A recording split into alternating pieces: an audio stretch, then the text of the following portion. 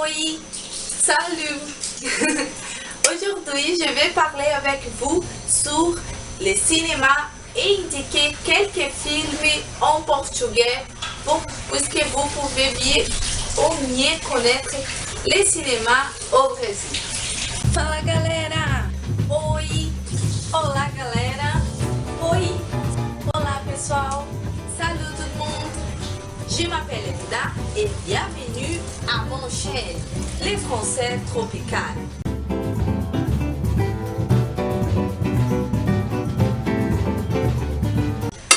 Bon, aujourd'hui, je vais vous parler un peu sur l'histoire du cinéma au Brésil et aussi faire quelques indications de films que j'ai trouvés bons.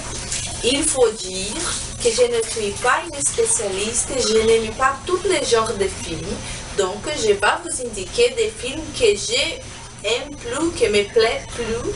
C'est seulement ça. Je sais qu'il y avait des gens qui peuvent penser, mais Lida, il y a plein d'autres films, pourquoi tu as dit seulement de ça? C'est parce que ce sont des films que j'ai déjà vus et que j'ai aimés, ok?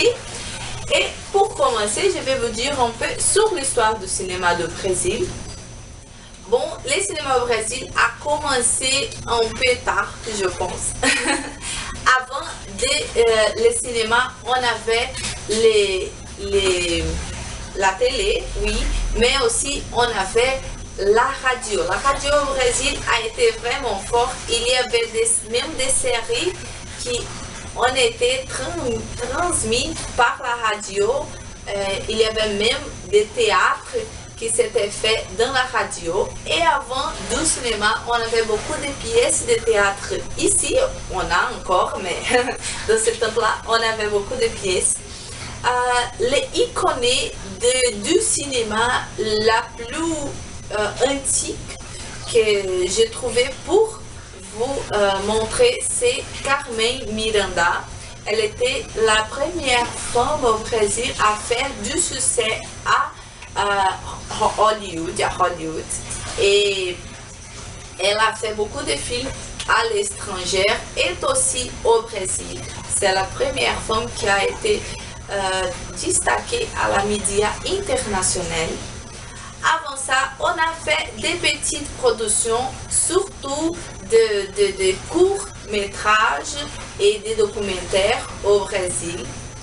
Et il y a quelques années, on a commencé à vraiment travailler sur des films forts. Je peux vous dire les premiers films qui j'ai commencé à voir comme un film qui a destaqué le Brésil dans les cinémas, qui c'était le film qui s'appelle Central do Brasil. C'était un film qui a été indiqué même à l'Oscar. C'était quelque chose qui nous a surpris beaucoup. L'histoire, c'est pas si amusant, mais c'est un film bon, c'est un drama intéressant à regarder. Si vous avez envie de connaître un peu plus, vous pouvez les trouver, je pense que sur YouTube ou des autres sites à l'internet. Il y a même la possibilité de les louer. Et bon, c'est ça. Après ça, il y avait aussi un autre film qui c'était vraiment connu, même internationalement, qui s'appelait Cidade de Deus. Je veux dire que je n'aimais pas ce film-là, mais il avait beaucoup de succès ici et il a gagné beaucoup de prix internationaux.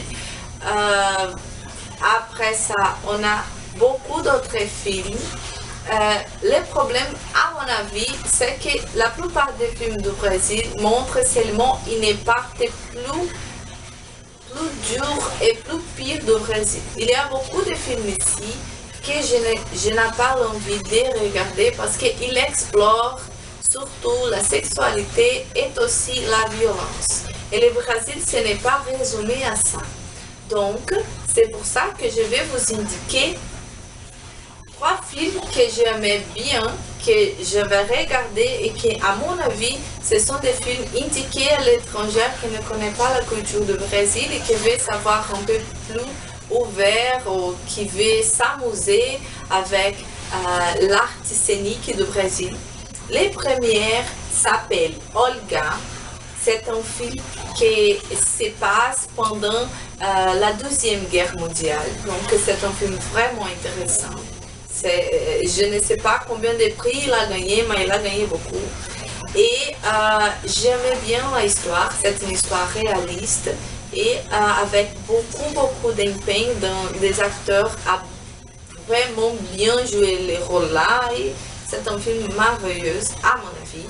Il y a aussi un autre film qui s'appelle Tropa de Elite, qui est avec Wagner Moura, qui c'est l'acteur qu'aujourd'hui joue le rôle de Pablo Escobar à Netflix dans les séries Narcos.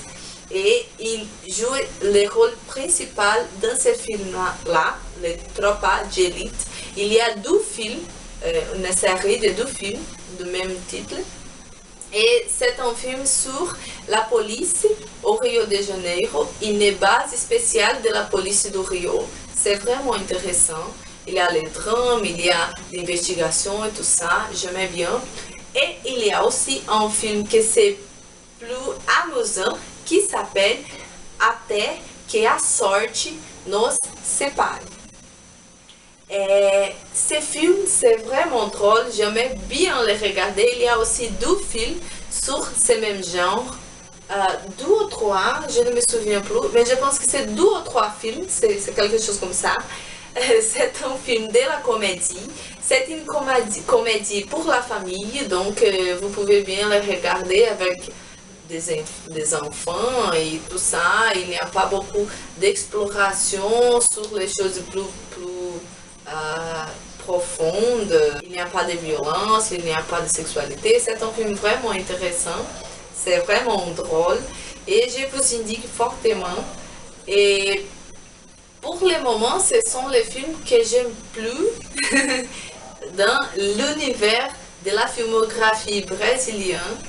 Il y a des séries ici, la télé ici c'est vraiment fort, il y a beaucoup de nouvelles ici, je pense que vous avez déjà vu quelque chose comme ça. Presque toutes les chaînes de télé ont ces nouvelles. Bon, ça c'est autre chose que je peux dire, je peux parler de ça dans quelques autres vidéos. Mais c'est tout.